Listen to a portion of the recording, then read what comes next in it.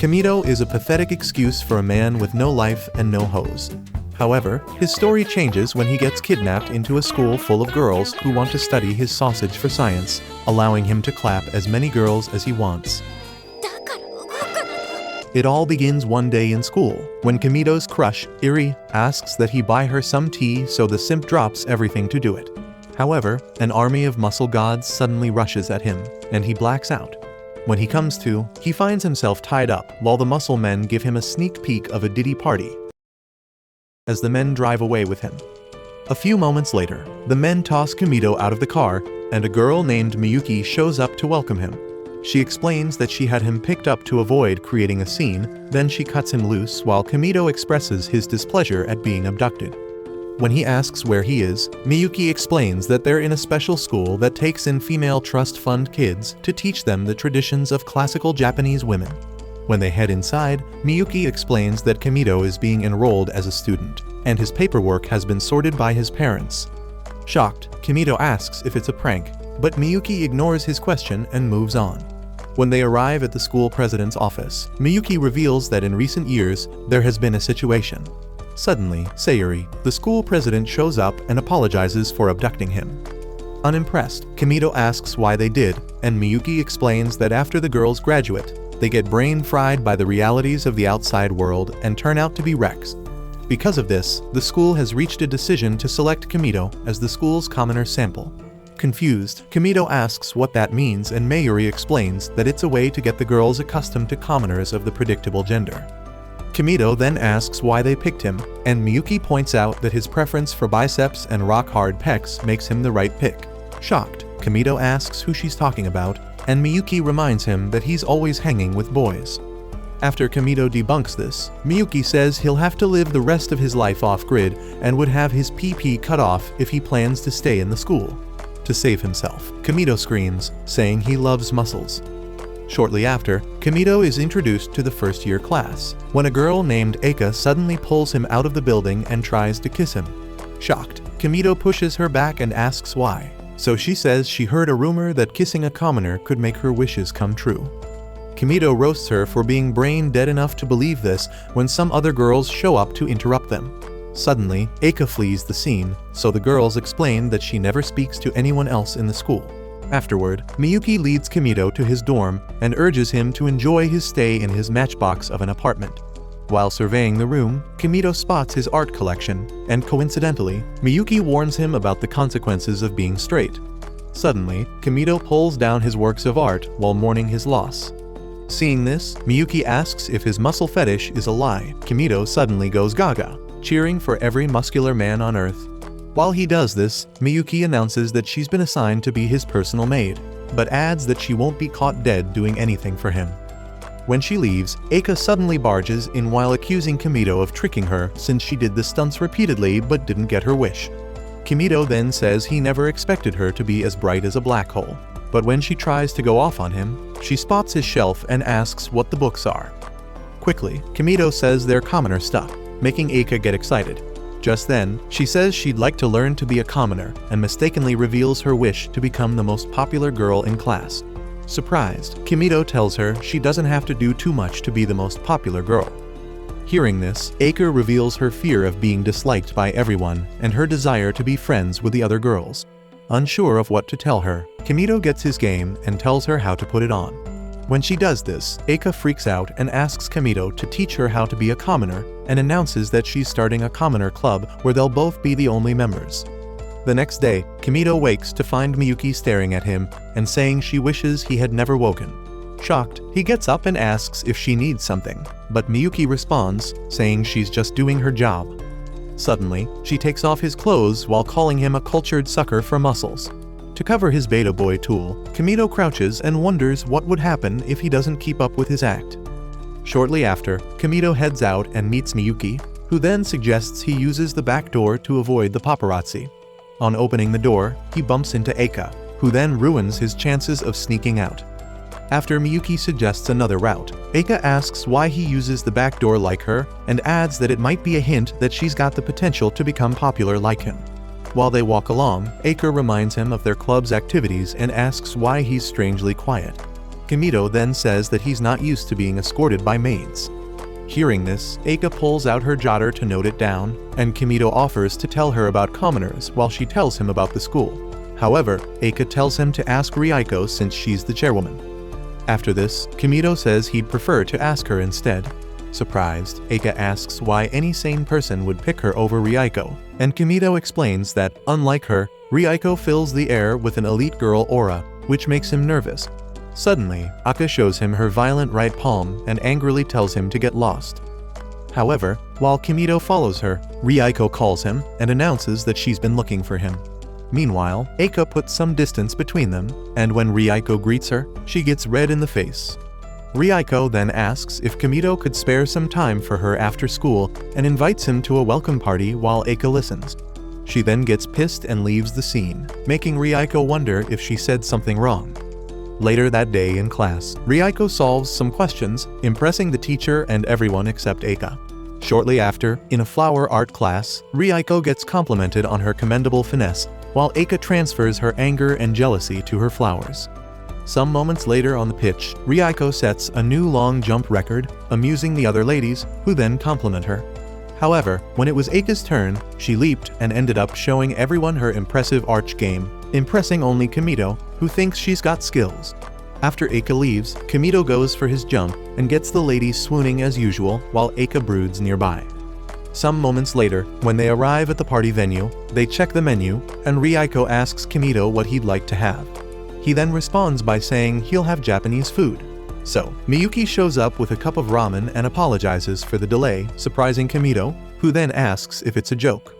In response, Miyuki explains that she's heard that cup ramen is a staple commoner food, but this pisses Kimito off. After he refuses the meal, Kimito orders her to pack it up, but gets interrupted by Ryuko, who senses the aroma and asks if the cup ramen is food. Shocked, Kimito asks if she doesn't know about cup ramen, but Ryuko says she's only heard rumors about it. So, Kimito explains that the cup ramen is an instant version of ramen that just requires hot water to cook. Surprised, the girls marvel at the possibility of this and ask Kimito a dozen questions about the cup ramen. To answer their questions, Kimito opens the cup of ramen and reveals that commoners eat it a lot, so the ladies check it out and analyze its contents. When Kimito suggests they try it out, Ryuko announces that they all get a taste of the ramen from porcelain vessels. Moments later, the dish was served, and the ladies overreacted when they tasted it. Nice. Later, Kimito thanks Ryuko for inviting him, and in response, she says she just likes throwing parties. Not long after this, when the dance begins, Ryuko asks if he'd like to dance and Kimito obliges.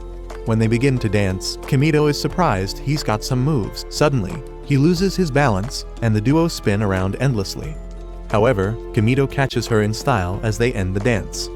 On returning to his dorm, Eika blames Kimito for keeping her waiting, but Kimito says she should have come to the party with him.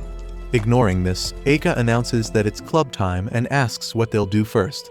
While he buffers, Eika checks out his shelf and asks him what the books on it are. In response, Kimito explains that they're manga. When Eika picks one and opens it to read, her brain gets fried. So she asks how it's read, and Kimito explains it to her. Engrossed, Eika gets busy with the manga till she empties the entire shelf.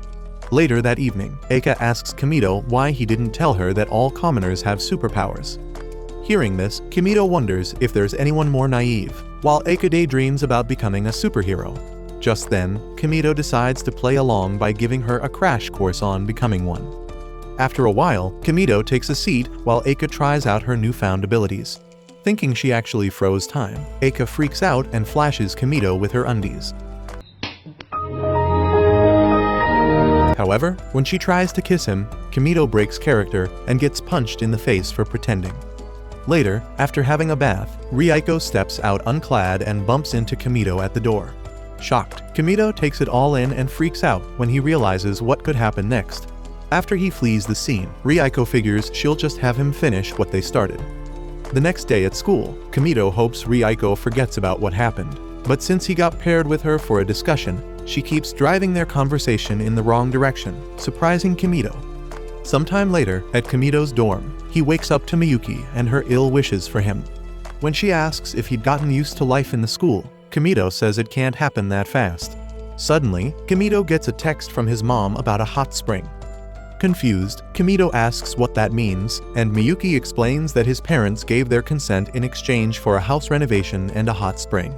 While Kamito freaks out about this, Miyuki suggests they ease his family's worries, so she grabs his phone and types an email about having fun surrounded by mussels. Shocked, Kamito seizes his phone from her and discards the mail. So, Kamito sits out in the yard for some fresh air and responds to his mother's mail. Just then, he spots Hakua scribbling on a monument and the floor. He then approaches her to check if she's alright, but suddenly gets the clothes hanger treatment. Surprised, Kamito looks at Hakua and finds her rocking the no dress code. He then hurriedly tries to cover her up with her clothes, but hears some girls approaching the scene. So he abducts Hakua, and moments later, they arrive at his dorm room. After expressing his relief for escaping being busted in such a nasty situation, he glances at Hakua, who then stares like a docile Alexa. Seeing she might catch a cold, Kamito helps her get into her clothes while she introduces herself. Kamito then reciprocates the gesture and asks if she's seeing him for the first time. In response, Hakua says she spends most of her time in her lab. At that moment, her stomach makes some weird sound, and when Hakua says her blood sugar level is low, Kamito tells her it's okay to say she's hungry. After this, he serves her some instant ramen, and while she wonders what it is, Kamito explains that it is a food commoners eat. So, when he tries to feed her some, Hakua takes the bowl and digs in. After she empties the bowl, Kamito suggests she beat it, but Hakua lies down for a nap. When he tries to wake her, she suddenly gets up like an animated zombie and resumes her scribbling while stripping. Just when Kamito tries to stop her from losing any more clothes, Eika walks in on them and finds Hakua Bear as a jaybird. While Kamito tries to prove his innocence, Eika finds Hakua's panties dangling from Kamito's hand and freaks out. Some minutes later, Kamito escorts Hakua back to her lab, where they meet her maid. After his narration, Sakamori thanks Kamito and announces that she has to take pictures of Hakua's scribbling. When Kamito asks why, the maid explains that because Einstein is trapped in Hakua's body, she actively contributes to different fields.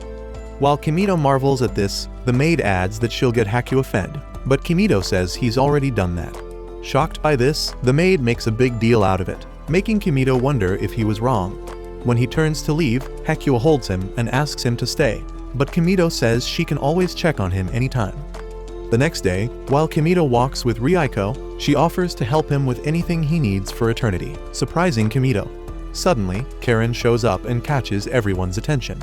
When she approaches Kamito, he spots a sword on her waist and wonders if she's on his list of heartbroken exes. Suddenly, a bug flies across Kamito's face, and Karen draws her sword to take it out. When she realizes she missed, she backs off, and the bystanders talk about how scary she is. Thinking he's a demon, Karen introduces herself and decides to punish him. Immediately, Karen charges at Kamito, who then flees for his life, but Karen launches an attack which Kamito barely dodges. Pissed to have missed, Karen activates a special ability and works up a whirlwind which shreds the bystanders' clothes and exposes their essentials. Seeing this, Kamito turns around and wonders how she pulled that off, but Karen blames him for it. Suddenly, his clothes get shredded too, so Karen goes after him with her sword, but he dodges her attacks. Just then, Kamito decides to face her head-on, so he rushes towards her and pins her down. When Karen opens her eyes, Kamito's briefs shred, exposing his forbidden fruit. My time has come. Karen then asks how strong he is among the commoners, and Kamito says he's on the lower end. Disappointed, Karen beats herself up for losing to the weakest of commoners. But when Kamito says he's not as weak as she thinks, Karen gets on her knees and declares that she'll recognize him as her master. After this, she vows to take him out once she gets stronger than him and announces that he can use her as he wishes till then. Afterward, in his dorm, Eika reveals her plan to throw a party that'll make her the most popular girl in class. But Kamito doesn't share her enthusiasm. She then asks how her plan sounds, and Kamito says she'll need a lot of phones to pull it off. Minutes later, Hakua joins them and confirms that she has phone samples left over in the lab. While Eika complains about Hakua's clingy nature, Karen joins them, and Kamito asks why she showed up. In response, Karen says she's his, till she gets strong enough to take him out. Scared, Kamito begs for his life, but Karen blames him for thrusting his little carrot in her face. While this goes on, Eika complains about the other girls interrupting their club time and dashes out when she realizes how she sounds. Just then, she finds a maid with a package at the door. Shortly after, she takes it in, and on opening the box, they find Haku's sample phones. Kimito then suggests that Eika pick one, and after she does, they take pictures together. Some days later, Ryuko and her background extras approach Kimito to invite him to a tea party after school. When she lets it slip that the venue is her room, Ryuko panics and adds that there's no deep meaning to that. After this, while she says they can go deeper on some other occasion, Ki steps forward and almost reveals their reason for inviting him, but Ryuko stops her and asks if Kimito has plans for the later part of the day. Hearing this, Kimito says he's free, and Ryuko tells him not to miss the party. Just then, Ryuko grabs his arm and reminds him that he's got some plans with her after school. So she drags him out of the class and asks if he's ignoring their club and plans, just to visit Ryuko's Heaven's Gate. Surprised, Kimito says he's not, so Eika tells him to get it over with and return quickly since they have to prepare for her plan. Kimito then returns to apologize to Ryuko, while she pretends she's cool with it. Shortly after they leave the class, Ryuko's friends discuss what's going on between Kimito and Eika. However, Ryuko explains that Kimito must be playing the therapist with Eika, since she's grieving over their poor relationship with her. While she makes excuses to make herself feel less like a loser, Ki points out that Eika seems to be spending too much time in Kimito's room for a therapy session.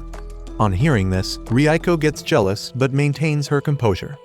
Meanwhile, in Kimito's dorm room, while they plan the party, Eika reveals that she'd like to have commoner food at the party. So Kimito suggests they go for sweets since it's cheaper and can be gotten in convenience stores.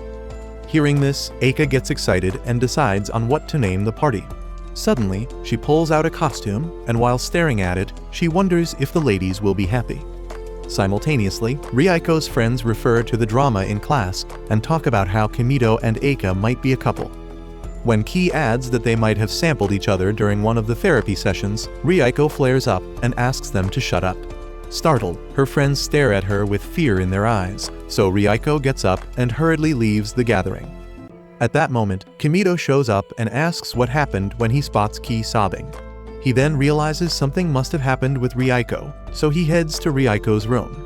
When he asks about what transpired through the door, Ryuko tearfully says she can't tell him about it. After this, Kimito asks if the quarrel involves him, and Ryuko suddenly opens the door to say it doesn't. However, when she catches Kimito staring at her twin missiles, they both turn around. Afterward, they sit in her dorm room, and Ryuko narrates how she yelled at Ki. When she asks what she could do to rectify this, Kimito gets up and tells her to leave it to him. Shortly after, Kimito returns to his dorm room and is surprised to find Eika waiting for him. She then asks about how Ryuko is faring. Surprised, he asks how she knows, and Aka mistakenly reveals that she followed him. When Kimito tells her that Ryuko is depressed, Eika asks if he has any ideas to undo that. So Kimito explains that they could use an event where the unusual tension could be resolved. While Kimito wonders what they could do to make everyone kiss and make up, Eika says that there's something they could do and points to the stuff they put together for her party. When Kimito reminds her that it's for her party, Eika says there's no other way and insists she's okay with it. Hearing this, Kimito compliments her on being a nice person, but Eika suddenly switches and explains that she's only sacrificing her dream party because she'll feel worse if the gloom in the class continues. When Komodo insists she's a nice person, Eika makes him realize he's wrong about her. The next day at school, Kimito thanks the ladies and announces that they're starting the party because he wants them to experience something commoner girls often do after school. Suddenly, Ryuko shows up dressed and acting like a Jaru. While her friends wonder if she's really the one, Ryuko continues the act. Kimito then explains that he had Ryuko dress like that to show the girls how a Jaru looks. Amused, the girls check out her hair, lashes, and lips. While they marvel at how sensual she looks, Ryuko pulls out a phone and asks them to look inside their desk. On checking their desks, they find phones hidden there. After this, Ryuko instructs them to check their message, and when they do, they find an apology text sent from Ryuko. So she apologizes to the entire class and to Ki for saying hostile things to her. In response, Ki blames herself for not being enough. To square things up, Ryuko suggests they take a pic together and approaches Ki to take one. Afterward, Rieko sends the picture to the other phones to show the ladies what phones can do and requests that they take pictures together. Afterward, Rieko thanks Kamito for planning a wonderful event just for her and expresses how happy it makes her feel. After a brief silence, Kamito reveals that the party wasn't his idea buekas, surprising Rieko. When he explains that Eika planned the event to get along with her and the other girls, but gave it up for her sake, Rieko tears up and dashes towards Eika's dorm. On getting there, Rieko catches her breath and tells Eika that she hates her. Surprised, Eika gets pissed and says she should be thanking her instead. Suddenly, the duo gets into a nasty fight and tells each other how much they hate each other. Meanwhile, Kamito gets mind blown when he spots their thighs rubbing against each other. Oh my! When he eventually snaps out of it, he asks them to stop fighting, but gets knocked out with a pillow. After Rieko leaves, Eika reveals that she doesn't want to get along with Rieko anymore since she's fine playing games and reading manga. Just when she lets it slip that she enjoys spending time with Kamito, Karen, and Hakuya arrive. Kamito then asks if they've come to hang out, and Hakuya affirms this. However, Karen says she can't hang out with filth like them. While Kamito asks why she pulled up at his crib, Hakuya hands him an application letter to join the club. Surprisingly, Rieko also shows up with a letter, requesting to join the club. While Kamito wonders why they all want to join up, Eika objects to Rieko joining the club. However, Kamito says it's an honor to have her in the club. Pissed, Eika says she's better off throwing tea parties and babbling with the rest of the class. While they argue, Hakuya's undies drop on Kamito's head, and they spot her scribbling away. Just then, Miyuki walks in and finds the commotion in Kamito's room, so she gets a pair of scissors to neuter him. But Kamito suddenly gets his muscle lover's act together, and Miyuki apologizes for doubting his deviant personality. Sometime later, Kamito wakes and finds Hakuya sleeping in his bed. Surprised, he wakes her and asks if she's visiting. When she says she is, he puts her clothes back on her and hears her stomach grumble. So he checks his fridge and finds only potatoes. He then asks Hakuya if she'd like to eat some potato cakes, and she says she's fine with whatever he makes. Just then, Kamito gets busy with the dish, and Hakuya offers to help him out. After a while, Hakuya's undies land on Kamito, and he finds her scribbling again, so he hurriedly covers her exposed package. After the food is served, Hakuya grabs a bite and says it's delicious. Shortly after, Hakuya reads a riddle from her book and provides the answer. Kamito then says she must have learned that in kindergarten, but Hakuya says she has no memories of the time. When Kamito asks what she did for fun when she was young, Hakuya says she made robots and drew CPU circuit diagrams. Hearing this, Kamito tells Hakuya some riddles, but since she couldn't figure them out, she punches Kamito. Later, at Hakuya's lab, Kamito and Hakuya meet her mother, who is surprised to see them together. However, Hakuya says she'd like to stay with Kamito, but he crouches and says she can visit him the next day. When her room door opens, Kamito spots a plushie of himself on Hakuya's bed, but she quickly pushes him away and shuts the door. Meanwhile, in a meeting with Karen and Eika, Rieko points out that Hakuya seems to be spending a lot of time with Kamito. In response, Karen says Kamito deserves to be thrown in jail, while Rieko asks for Eika's thoughts on the matter. Suddenly, Eika rants about Hakuya being too clingy with Kamito and says she throws off her clothes to get Kamito's attention. What do you mean by that? In addition, Rieko says it's depressing to watch Kamito feed Hakuya. Meanwhile, Karen says she feels so envious and would like to snuff out Kamito, so she suggests that they separate Hakuya from Kamito before he starts taking advantage of her.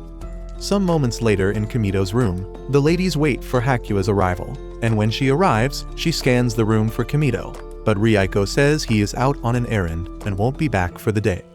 Before Hakuya turns to head back, Karen stops her while Aka suggests she spend some time with them. While Hakuya reads some manga, the ladies sit, ogling her like she's some rare species. Just then, Rieko offers to make some tea, and when she serves it, Hakuya pretends they don't exist. Karen then says she only eats when fed by someone else, so she tries to feed Hakuya, but she gets ignored. Afterward, they get Sakamori to bring her scheduled meal, and when it is served, Hakuya eats it while they watch in amazement. Suddenly, Hakuya goes offline and begins scribbling, but the ladies try to stop her from losing her clothes and fail. After this, while Hakuya takes a nap, the girls wonders how Kamito deals with Hakuya's drama, but Aika says she's easier to handle with him. During their discussion, Sakamori shows up and announces she's taking Hakua home.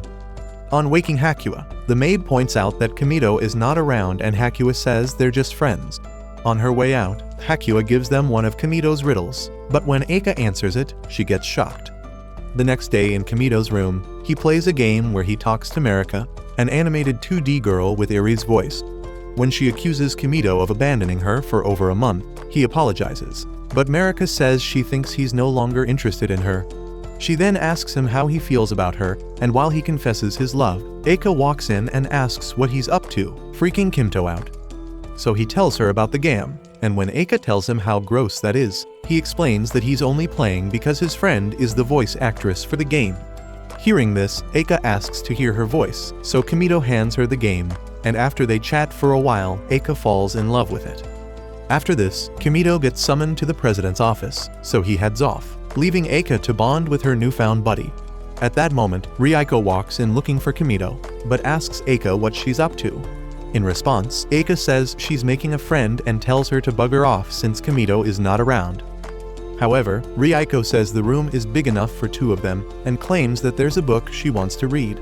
After a while Eika wonders why Ryuko hasn't left yet, Ryuko asks why all the magazines on the shelf have ladies on them and wonders if they're targeted at gentlemen. Irritated, Eika tells her to take whatever she wants and go read it in her room.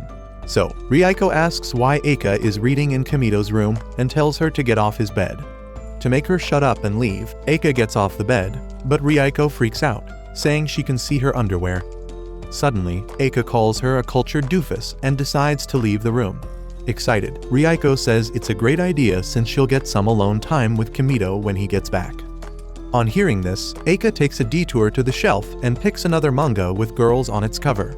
When Ryuko wonders why Kamito's collection is all about ladies, Eika says it's because he's a cultured monster, but Ryuko disagrees, claiming he's a gentleman. Shortly after this, Eika checks out Kamito's fridge for some snacks, but finds a bottle of Coke. While they both wonder what it is, Ryuko guesses it must be a commoner's juice, so they decide to have some of it. On drinking up, they both spit out the drink on each other because of how strange it tastes. After blaming each other for ruining their dresses, Eika pulls off her dress, saying she'll feel sticky if she keeps it on. Seeing this, Ryuko does the same, exposing her profound torpedoes. When she spots Eika ogling them, Ryuko wonders if something's up, but Eika says it's nothing. Ryuko then reaches for Eika's dress, but Eika picks it up and tries to move away from her. Suddenly, she steps on the manga, so they both slip and fall. After this, Ryuko's airbags suffocate Eika, while she fights for some air. When she eventually escapes being crushed to death by the massive balloons, Ryuko apologizes and asks if she's injured. Annoyed, Eika tells Ryuko to get her weapons of mass destruction out of her face, but Ryuko wouldn't take any insults to her twin baddies, so she tries to crush Eika with them. While this goes on, Kamito enters the room and goes pale on seeing them. When he spots the manga on the floor, Kamito hurriedly leaves the room while the girls scream, saying he misunderstood. Afterward, at Sayuri's office, she informs Kamito that they're going on a field trip the following day. Surprised, Kamito asks what kind of place it is, and Miyuki explains that the school had a theme park built to allow the ladies to experience commoner culture firsthand. When they announce that it's called Shamanland, Kamito freaks out, wondering what that means. So Sayuri says they'd like him to babysit the girls at Shamanland. Surprised, Kamito wonders why he and Sayuri point out that the school has been cheerful since he arrived, and he's been a positive influence on the students. Hearing this, Miyuki points out that it's only because he loves driving stick. But when Kamito tries to debunk this, she reminds him of the consequences of being straight. Later on, when the bus arrives at Shamanland, Eika tries to memorize some stuff, while the other girls get anxious for a change of scenery. When they get off the bus, Kamito motivates Eika, who seems to be freezing up, and tells her it's time to show what she's been learning at the Commoner Club. When they arrive at Shamanland, Miyuki explains that the city was modeled after an unassuming block in front of a train station. Excited, the girls go into a frenzy, and some pass out. After this, they explore the city and marvel at the sight of a real crosswalk. Meanwhile, when Kamito asks Eika if she's enjoying herself, a ton of tissues fall and almost bury him. Annoyed, Kamito asks why that happened, and Miyuki calmly explains that it's a tissue distribution that happens outside train stations. In addition to this, she explains to the girls that the tissues cause no harm, no matter how many times they use them. Shortly afterward, they visit a budget McDonald's, where Miyuki explains how a quick service restaurant works, amusing the ladies.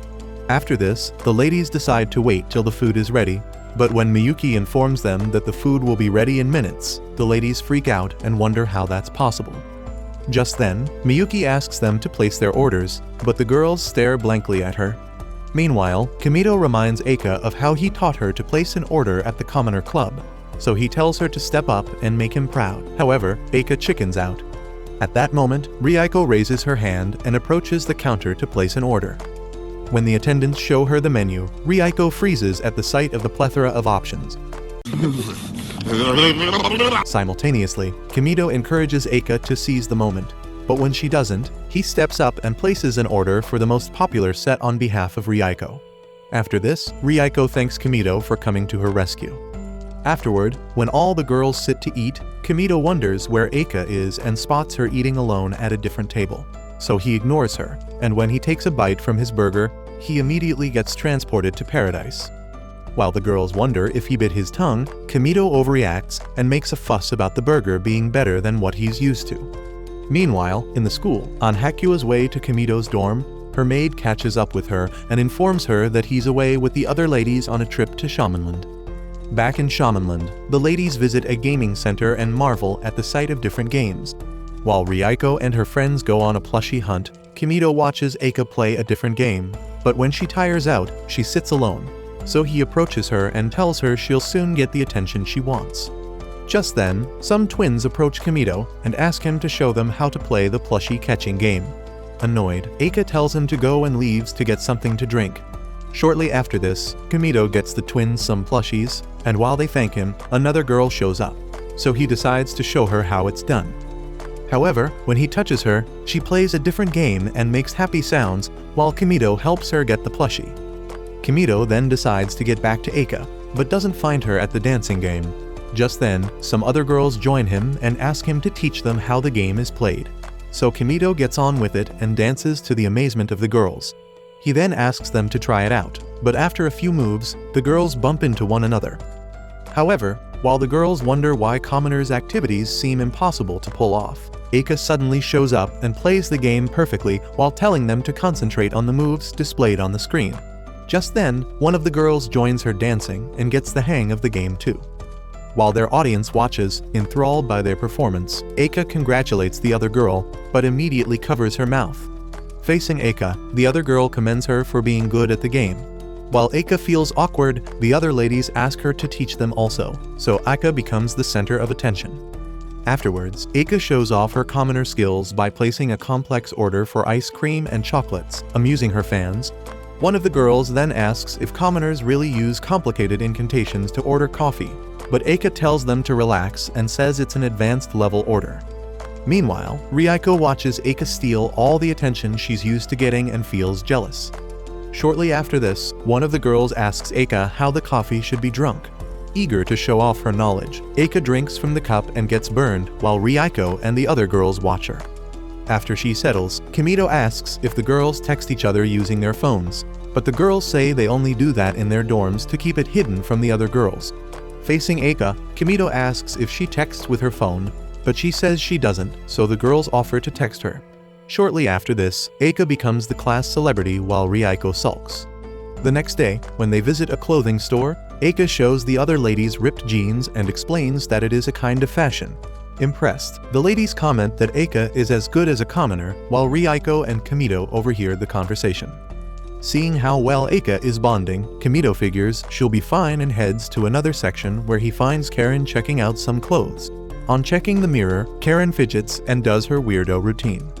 However, when Kamito comments that she doesn't have to make it so hard, Karen says she's not interested in ridiculous things like the outfit and overreacts to being in the store in the first place. In response, Kamito says it's okay for her to try it on, but Karen suddenly draws her sword for a fight.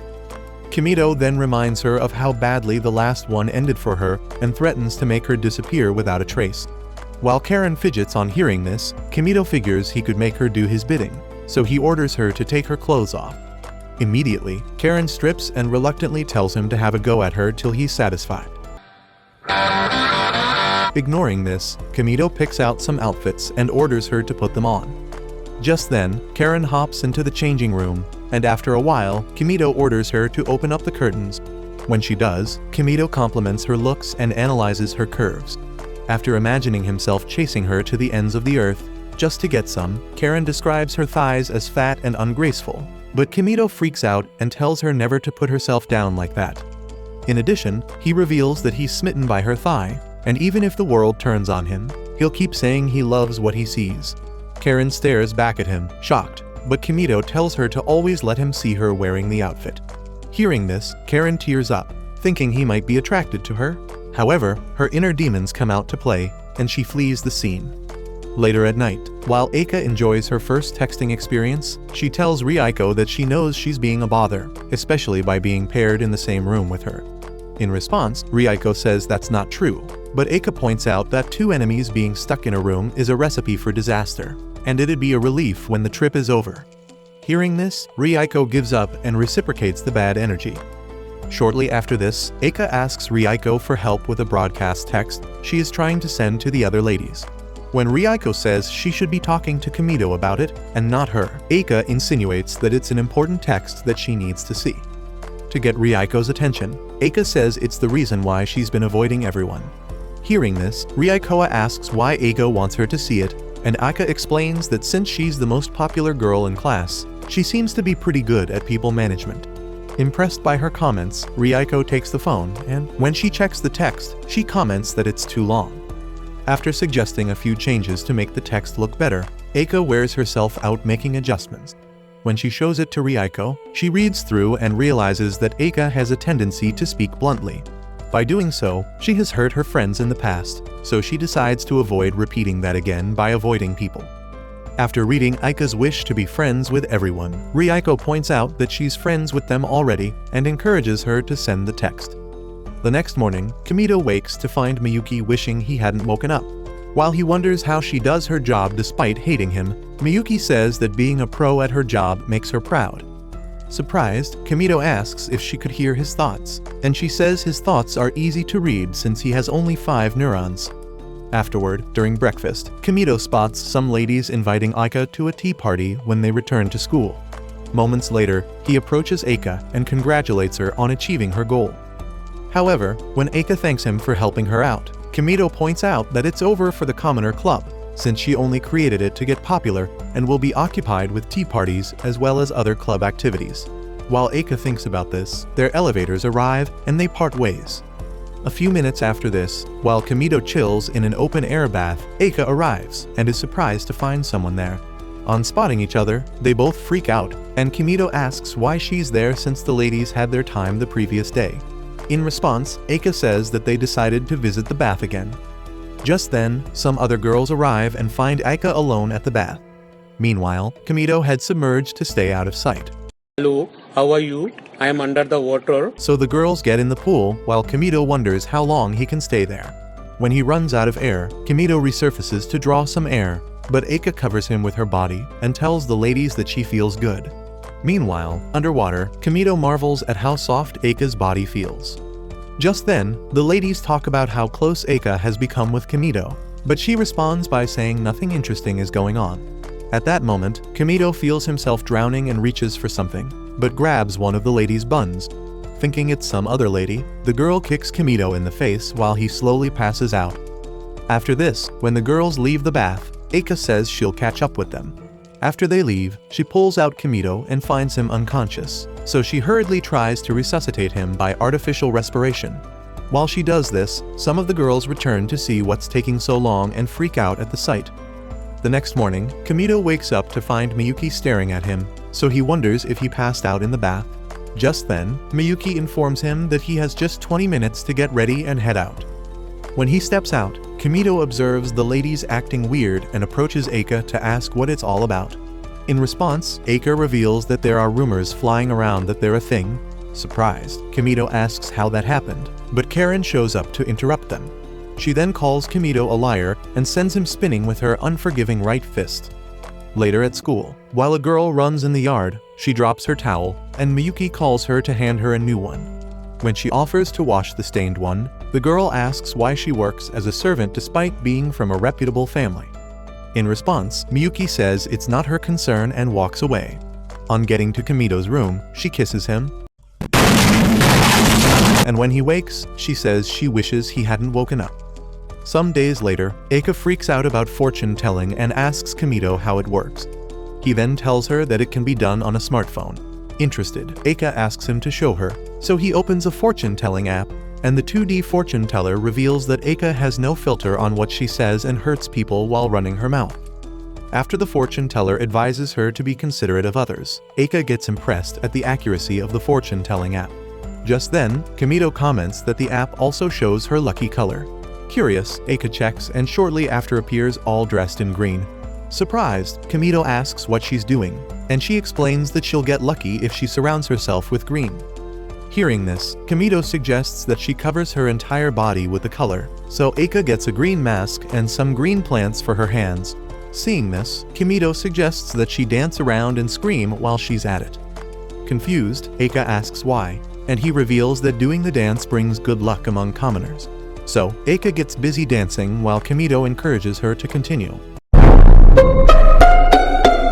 However, the class door opens, and Rieko, Hakis, and Karen stare at her like she's an alien and wonder who it is. Afterward, in Kamito's room, they try the fortune-telling app on Rieko, and it reveals that because of her excellent powers of observation and analysis, she'll be a successful manager. When the fortune teller adds that she's in a relentless pursuit of romance, Rieko comments that it's accurate. At this point, Kamito then suggests they try it out on Hakua, and when they did, the fortune teller reveals that she maintains a balance between conflicting natures and is best suited to be the next Da Vinci. While they make a big deal out of the app, Karen disagrees and says she won't be caught up in the ridiculousness with them. When Kamito asks if she'd like to try it out too, Karen says she'd only like to find out her worth as a warrior. However, the app reveals that Karen is very lonely and is a scatterbrain who panics and fails at tasks. However, on the bright side, the app adds that her smile makes her easily forgiven, and she's totally clueless when it comes to romance. Furious, Karen says that can't be true, but Kamito disagrees and says it is. Karen then grabs the phone, hoping to get different results when she tries it herself. But she spots a compatibility test, and since the girls were all interested in that, Rieko suggests they all test their compatibility with Kamito. While he wonders why no one is protesting against it, he figures that'll serve as their club activity for the day. After this, they decide to go in alphabetical order and start with Eika. On carrying out the test, the app reveals that she's compatible with Kamito on a score of 80. When the fortune teller comments that they'd make a fantastic couple, Eika gets excited and throws a tantrum. However, when she settles, she says she only got excited because her lucky color worked. Anxious, Rieko asks Kamito to check for her next, and when he does, the app reveals that Rieko and Kamito are suitable for marriage on a score of 90. Hearing this, Eika cringes while Rieko gets excited to have bagged the only man in their world. When Eika refuses to accept the value, Rieko reminds her of her score, while Kamito asks Hakua if she wants to try too. When she agrees to this, Kamito runs the test, and the app reveals that the chemistry between Kamito and Hakua is neither good nor bad since she's a weirdo. To cheer her up, Kamito offers to make some tea, but Hakua declines. Facing Karen, Kamito asks if she wants to try the test too, and she obliges. After the test, the fortune teller reveals that Kamito would die if paired with Karen since their compatibility score is 0. Infuriated, Karen pulls out her sword, scaring Kamito, who then asks why she's angry. At this point, Karen relaxes and says that it doesn't take a fortune teller to know that they're incompatible. Just then, Kamito points out that he made a mistake when putting in her details, so he tries it again. Just then, the app reveals that Kamito and Karen are predestined partners on a score of 100. After the fortune teller explains how they're the ultimate couple who could bond on a deep spiritual level, Rieko and Eika protest, saying the app is inaccurate. While they argue over whose fortune is the most accurate, Hakua says she's hungry, so Kamito offers to make her some potato cakes, and they leave. The next morning, Kamito wakes to Miyuki's regular morning phrase and wonders if he's stuck in a loop. Kamito then asks why she always watches him wake up, but Miyuki says she doesn't have to answer his question. Afterward, she explains that as the maid assigned to him, it is her duty to wake him up. but since she hates the job, she has decided to watch him until he wakes.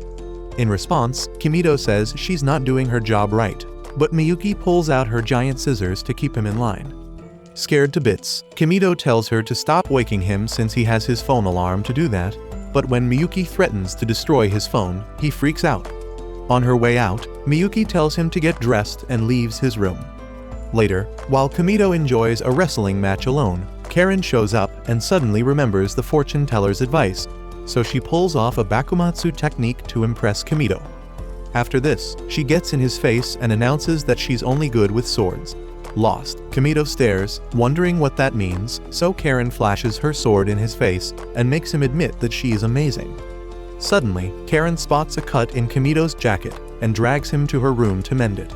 On arriving at her room, Karen serves him some tea, and while she finds her sewing kit, she accuses Kimito of ogling her rice cakes. Just when she finds the kit, she orders Kimito to turn around while he wonders if he's about to lose his head. Shortly after, when he turns around, he finds Karen dressed in the skimpy outfit he got for her on the trip. Impressed, Kimito takes it all in and compliments her looks.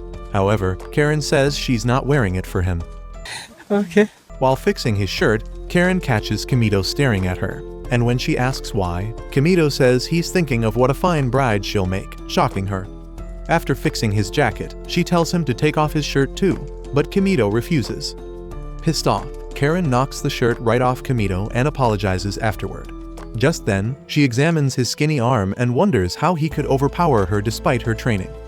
Just when Kimito compliments her hard work, Karen, Hakua, and Ryuko barge in looking for Kimito. Meanwhile, Kimito and Karen hid in her closet. Suddenly, Kimito spots her camel toe and freaks out, but his little man gets the best of him, so he collides with Karen's bouncy pillows, and they fall out of the closet. Shocked, the ladies ask what they're up to, and Kimito says it's a new kind of fortune-telling. Later that night at Hakua's lab, while she has dinner, she stares at the meal like it's some piece of crayon and recalls the fortune-teller's comment about her incompatibility with Kimito. Just then, her maid arrives to ask why she's not eating, but freaks out when she spots a food art of Kimito on Karen's plate. Shortly after this, the maid tells the other maids about it, and they get excited, thinking Hakua is finally becoming a young woman. One of the maids then suggests they invite Kimito over to the lab and have him learn about Hakua.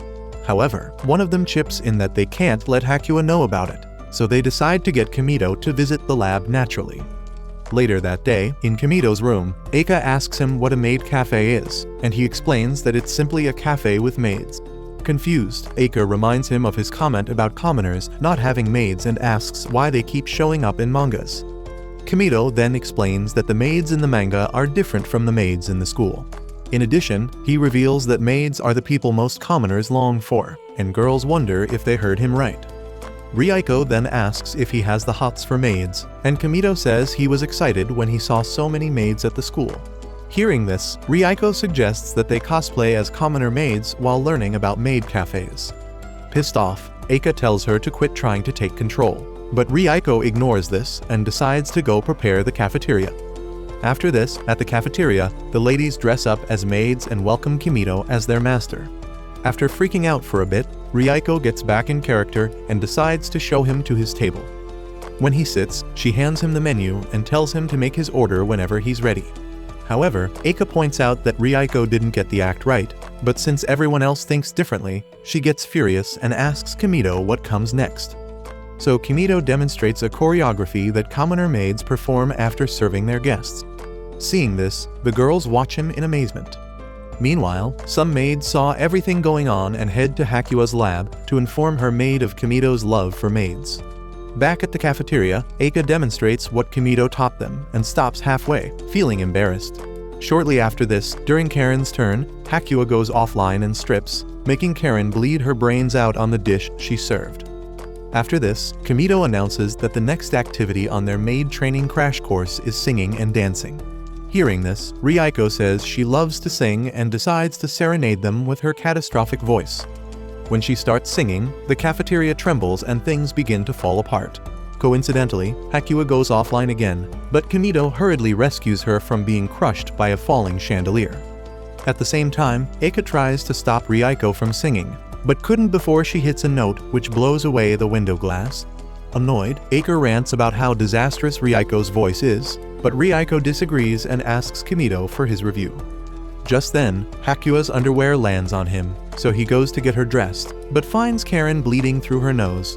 Coincidentally, Sakamori shows up and is surprised to find the chaos going on. A few moments later, while Kimido and his maids in training stare like fresh convicts, the real maids clean up their mess. Later that day, while Kimido chills alone in the yard, Sakamori shows up, and he thanks her for helping out earlier. Just then, she suggests that he come see the maids at work, and Kimido obliges. When they arrive at Hakua's lab, the maid offers to show him around the facility, so they arrive at Haku's lab and find her working. After she zones out again and scribbles some equations, some maids walk into the lab to take pictures of her scribblings. Just then, Sakamori announces that Kimido is around, so the maids leave and Hakua goes to greet him. When Sakamori suggests that Hakua give him a tour of the lab, so Hakua grabs Kimido and leads him to her sandbox, where she clears her mind. Shortly after this, they get busy building sandcastles while the maids watch in amazement. When they've had enough, the maid shows up again to announce that it's time for lunch and invites Kimido to join them. However, he refuses, but the maid insists, so they all head to the cafeteria together. When the meal was served, the maid served Kimido and Hakua's meal together, surprising Kimido, so he asks if they can be served separately. However, the maid says that they only have one dish. Shocked, Kimido points to other dishes, but another maid suddenly knocks them all over. When Kimido points out that it was deliberate, Sakamori explains that work stress must have put a strain on her mental health. Just then, Kimido picks up the only spoon and feeds Hakua with it. But when he requests one more, the maids say they've only got one.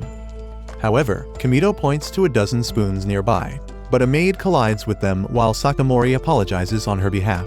So, Kimido and Hakua were forced to share a spoon and drink from the same cup, while the maids had fun watching them.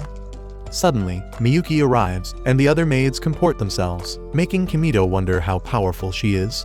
She then informs Sakamori of an urgent verification request from a company that was forwarded to her when no one attended to it. Shocked, the maids go into a frenzy and disappear, while Kimido offers Hakua a hand, but she ignores him and leaves. Later, Kimido apologizes to Sakamori for staying too long and for making Miyuki angry, but Sakamori tells him not to worry about it and invites him to visit some other time. Afterward, the maids throw themselves a little party for successfully executing their plans. Meanwhile, Kimido's female besties couldn't sleep, so they practiced what he taught them at the cafeteria. Some days later, Eika visits Kimido's room and finds him sitting calmly. Surprised, she asks if he needs something and wonders why he says it'd be best if it were just the two of them. Kimido then responds by saying he's only got business with her and insinuates that it's why he canceled all club activities for the day. Kimido then asks why she's nervous and adds that they've become good enough friends that she doesn't need to be nervous anymore. He then sits on his bed and invites her to join him. After this, Kimido hands her a present, surprising Eika. So she asks why, and he says he just wants to give it to her. When she opens the present, Eika finds a yellow suit, so Kimido explains that since she's always telling him to make her popular, he has decided to make her dreams come true. He then says that she can become popular by wearing the suit and using the Gets catchphrase. Confused, Eika asks what the catchphrase means, and Kimido explains that it's a greeting between friends that became popular among commoners. Hearing this, Eika asks if it's one of his tricks again, but Kimido shows her Dandy Sakano, the inventor of the catchphrase. He then further explains that he became popular by using the catchphrase. To get her more interested, Kimido shows her the stats of how popular he's become, and she freaks out when she realizes his style has gone viral. Afterward, he makes a comment about Dandy being a comedian and Aka asks what that means. In response, Kimido says it's someone whose job is to make people laugh. Shortly after this, Eika suits up while Kimido compliments her on looking like Dandy. Just then, she tries out the Gets posture, but Kimido instructs her till she gets it right. While she strikes several poses, Kimido takes her pictures and demonstrates an advanced form of the poses. With Kimido's coaching and Eika's several trials, she perfects the move, and Kimido commends her. However, he wonders how he'll tell Eika the truth, and imagines himself getting fist-pounded into the afterlife. But before he gets his thoughts together, Eika dashes out to show off her new commoner skill. In a bid to stop her, Kimido hurries out but bumps into someone and suddenly finds himself identifying body parts in the dark. While he feels his way around her thighs, Miyuki asks about his intention, and he gets startled. At that moment, it occurs to him that he must be under Miyuki's skirt, so he rises to free himself and exposes Miyuki's hidden treasures. Scared of losing his masculine gear, Kimido apologizes. Surprisingly, Miyu returns to Aleve without a fight, but stops to ask why he gave Eika the suit. In response, Kimido says it's a commoner club thing, but Miyuki moves closer to him and says he's being driven by the most basic of instincts. To make matters worse, she accuses him of acting like a boy who wishes to come on to a girl he likes. Hearing this, Kimido denies her accusations and claims he's only into muscular men. Relieved, Miyuri takes her leave. Meanwhile, while Rieko walks along the corridor, she spots Eika running in her outfit and asks her what it's for.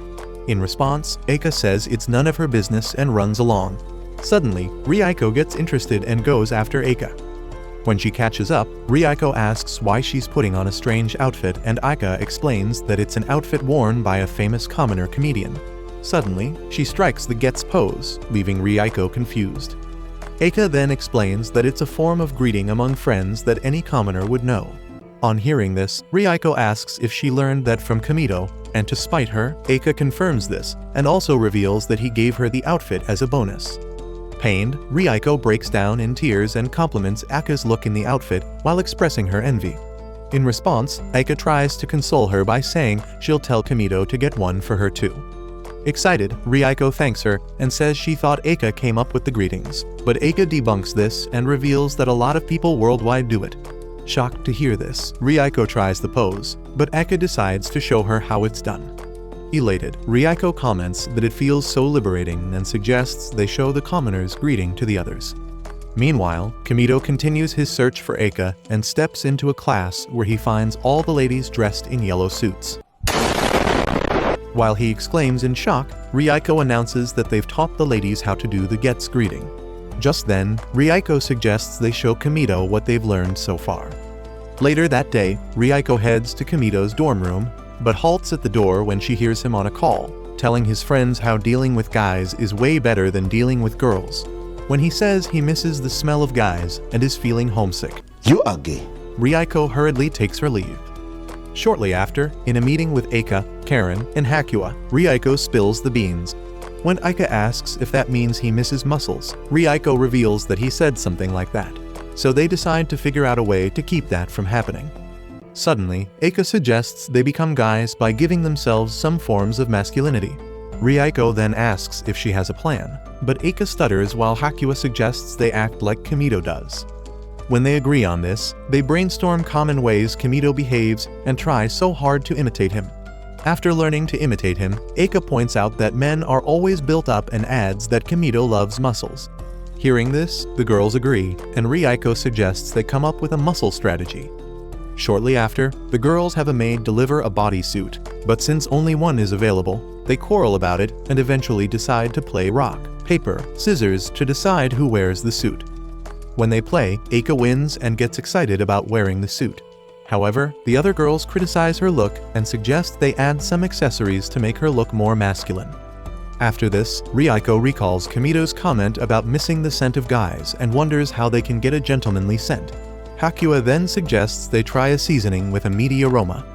Afterward, the band of misfits makes their way into Kimido's room and presents themselves as manly as possible. Irritated, Kimido asks why they reek of sauce and act weirdly. Eika then spills that it's because he said he's going to leave the school. While Kimido wonders where they got that from, Rieko reminds him of his comments about being surrounded by ladies. In response, Kimido tells them they look silly and thanks them for the effort. After this, he reassures them that he won't be leaving. The next day, Kimido heads back to school and meets Rieko working at the board. Surprised, he asks what she's doing, and she says it's a kind of voluntary service. Rieko then asks Kimido why he's back in school, and he explains that he forgot to pick up his pencil case. Hearing this, Rieko points out that it's weird since he's a meticulous dude. Just then, the wind blows open the curtain, and they enjoy the view of the sunset together. After a while, Rieko asks what the sky in the city looks like, and Kimido says they aren't as clear as the one in the school. When Rieko says she'd like to see what it looks like, Kimido gets carried away staring at her. Spooked, Rieko asks why he is staring, but Kimito quickly resets himself and claims it's nothing. So Rieko says it's impossible for her to see the city skies, and Kimito tells her to spill if she has something in mind. Hearing this, Rieko gets excited and asks if he's still having a hard time with floral arrangement class. In response, Kimito says he'll probably fail in flying colors, so Rieko offers to teach him an exclusively private session. Surprised, Kimito says it would go a long way and they fix a date. In addition to this, Rieko requests that Kimito address her by her first name, but he worries that it would be out of place. So Rieko pleads with him, and he decides to consider it. The next day, while the Commoners Club gathered in Kimito's room, Rieko reminded Kimito of his promise, making the other girls wonder what she was talking about. Facing Kimito, Rieko announces that it's a secret between her and him, but this further pisses the other girls off, so Karen threatens to make Kimito a headless wonder. But he holds his ground like a true comrade. Just then, Eika pounces on Rieko and tries to pull the secret out of her, but fails. Suddenly, some maids arrive and announce that Rieko's mother and brother are waiting for her in the president's office. Surprised, Rieko asks if something is up, but the maid says she has no idea. When Rieko excuses herself, the maid adds that Kimito's attention is also needed, surprising him. At the president's office, Rieko greets her mother and tells her how well she's being treated. Just then, Hako's gaze shifts to Kimito, startling him as she asks for his name. After this, Hako says she's satisfied with a commoner sample, but Masami, Rieko's brother, protests, saying something might happen to Rieko. Facing Rieko, Masami asks if she's alright, and she assures him that she has been treated kindly.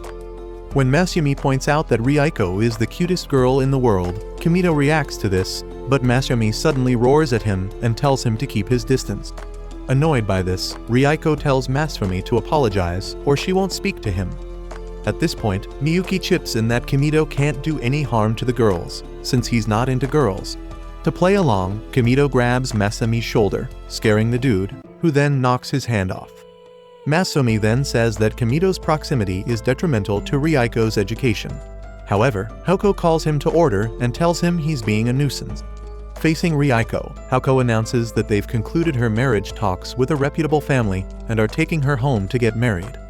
Shocked, Rieko glances at Kimito, while Hako says she's pleased to have met Kimito. After this, Kimito walks out of the office feeling dejected.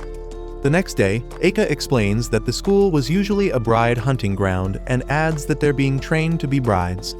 She then asks Kimito why he's depressed, and Kimito asks if they're okay being paraded as brides for sale.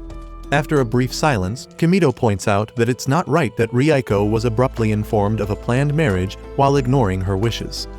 Hearing this, the girls agree, and Rieko asks if he's planning to break up Rieko's engagement.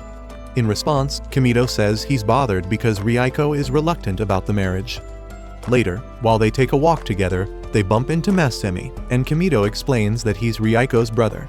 Just then, Masami screams at Kimito, telling him to take down his email, but Hako shows up and announces that they're leaving. Afterward, Eika asks what they're doing in the club for the day, but Kimito says Rieko is the one who makes the decision. So in the following days, life goes on normally without Rieko. But at a point, the girls talk about Rieko's absence and Eika decides to call her. Hearing this, Karen reminds her that the phones only work within the school. So, Hakua does her thing and activates all the phones. Later that night, Eika calls Rieko and asks if there's anything they can do since her family has decided. In response, Rieko asks what Kimito thinks, and Eika explains that he thinks it's wrong. When Eika asks Rieko what she plans to do, she reveals she has no choice but to become like her mother. After this, Rieko reveals that she enjoyed every time they spent quarreling and promises to visit the school sometime soon. Suddenly, Eika gets angry and says she's against Rieko's engagement. In response, Rieko tearfully says she doesn't want to leave the school. The next day, while Eika behaves weirdly, Kimito asks if something is wrong and reveals that Rieko doesn't want to leave the school or her friends. Just then, Hakua and Karen walk in while Karen suggests they make a direct plea on Rieko's behalf. While they brainstorm on how to do that, Kimito says that Masami tried to give him his mail because he's against the engagement too. While he regrets not getting the mail, Hakua announces that she's got it and shows them a text from Masami, telling them to meet him in his car. Later that night, Kimito and his girls' brigade try to sneak out of the school, but get caught by Miyuki. However, when she asks why they're doing it, Kimito says it's because Ryuko is a club member, so she lets them off the hook, and they get into Masami's car. During the drive to break the engagement, Kimito asks why Masami decided to help them, and he says he can't upset the engagement since he's part of the family. After this, he announces that Ryuko's fate now lies with them. Shortly after this, they stop the car at a distance from Ryuko's family home, and Masami checks out the security detail with his binoculars. After this, he hands the binoculars to Kimito, so he checks and realizes the building is guarded. When Kimito asks Masami about the plan, Masami explains that he'll distract the security while Kimito slips in. Hearing this, Kimito says it's a suicide mission, but Karen says she could get handy with them since they wield wooden swords. Suddenly, Karen draws her sword and rushes towards the guards. Immediately, she gets close to them, introduces herself, and launches an attack that causes an earthquake and takes out the guards. While she wonders where the guards went, Karen activates her flaming sword and launches an explosive attack, which breaks down the walls of the mansion. However, when they try to get in, more guards show up, so Karen tells her friends to leave while she deals with them. Suddenly, Karen summons a whirlwind attack that strips the guards while her friends make their way into the mansion. Just then, they get stopped by Takemiya, the head of the guard, who then tries to convince Masami to back out. Annoyed, Masami refuses and tries to attack Takemiya. Shortly after, they get into a heated fight while Kimito and his friends sneak into the building. While they try to find their way, they get stopped by some security drones, so Eika breaks a vase and throws its pieces at the drones. Immediately, her bullseye shot takes down the fleet of drones, and they hurriedly continue their search. However, some blast doors come down and try to stop them, but they get help from a couple of muscular men. Just then, they make their way to the control room, where Hakuya does her thing and deactivates the security protocol. Shortly afterward, they encounter a giant robot that tries to crush them, but Karen suddenly shows up to rescue them. While they dodge the robot's attack, Karen hops on it and pulls off an attack while shutting down the robot. However, the attack costs make her outfit disappear, so Kimito tosses his jacket on her. A few moments later, Hakuya reprograms some of the dead drones and uses them to speedily transport Kimito into the room where the engagement is being held. On entering the room, Kimito tries to catch his breath while Hakuya introduces him as Ryuko's friend from school. She then thanks him for his concerns about Ryuko and announces that they're busy, but will make time for him later. However, Kimito raises his voice, saying he's against the marriage. When Hakuya asks why, Kimito reveals that Ryuko is reluctant to go through with it, but Hakuya explains that Ryuko understands how important the engagement is to the family. However, Kimito insists that the marriage is not what Ryuko wants, but Hakuya says it doesn't matter since she's fully aware of her duty to deny herself for the good of the family. In addition, Hakuya adds that she doesn't expect him to understand it, since he's only a commoner. After an awkward silence, Kimito explains that during the time he's spent with the ladies, they've all bonded and become friends. Because of this, Kimito reveals how painful it felt to ruin their bond by separating them from Ryuko. Ignoring his rants, Hakuya says that Ryuko has accepted her fate, but Eika suddenly steps up and says it's not true. In addition, she explains that she has learned from her friends the importance of doing whatever she wants to do, and tearfully appeals that they wait till Ryuko accepts the situation. Just when they take a bow to plead on Ryuko's behalf, Masami joins them and bows too. However, when Hakuya decides to have them thrown out of the room, Ryuko gets up and announces that she's leaving the family. Surprised, Hakuya explains that doing that will deny her all the perks of being born into a prestigious family. When she tells Ryuko that she'll become a wanderer on the streets, Kimito offers to take her to his home and talk to his parents on her behalf. After Kimito promises to do his best to make her happy, Ryuko takes his hands and accepts his proposal. Facing her parents, Ryuko bows to thank them for all they've done for her. Seeing this, Ryuko's dad gives his approval, and the in-laws announce that their son has decided to go back to school. After they leave, Hakuya laughs hysterically and announces that Ryuko can get married to whomever she pleases. Excited, Ryuko thanks her mother, while Hakuya asks Kimito to take care of her forever, surprising Kimito. Hakuya then says they'll be getting married since he just proposed to her. Suddenly, Kimito realizes his mistake and wishes he could take it back. Meanwhile, Ryuko gets excited about meeting Kimito's parents. To get off the hook, Kimido reminds them that he's only a commoner, but Haoko tells him that she would be delighted to have him as a son-in-law so that she can torment him at will. While Kimido fidgets on hearing this, Eika and Karen protest against their matchmaking. However, when Haoko says it's already decided, Masami attacks Kimido, but he dodges it to save his life. Suddenly, Masami charges towards him while claiming he won't let a deviant like Kimido have his sister. Later in school, Kimido apologizes for misleading her through his proposal, but Rieko tells him to lift his head and says it's her fault for jumping to conclusions. In addition to this, when Rieko talks about how embarrassed she and Haoko feel about it, Kimido blames himself for being too forward with Rieko. However, Rieko moves closer to him and claims it's not true. After an awkward silence, the other members of the Commoners Club walk in to ruin the moment. Eika then asks why they are alone behind closed doors, and Kimido points out that there's nothing wrong with doing that. So Eika announces that they've got a club meeting, and when they all sit, Rieko asks if Kimido really plans to take her in if she disowns her family. Kimido then says he does, so Rieko says she might have to run away from home. Infuriated by this, Eika decides to talk some sense into her skull, but Rieko says it's none of her business. However, Eika takes it up and blames Rieko for causing the commotion at her parents' home. Pissed off, Rieko denies causing the commotion and a quarrel ensues. Which of Kimido's baddies would you wife if you were in his shoes? Let us know in the comments. If you made it to the end of the video and would like to see more, like and subscribe. Thanks.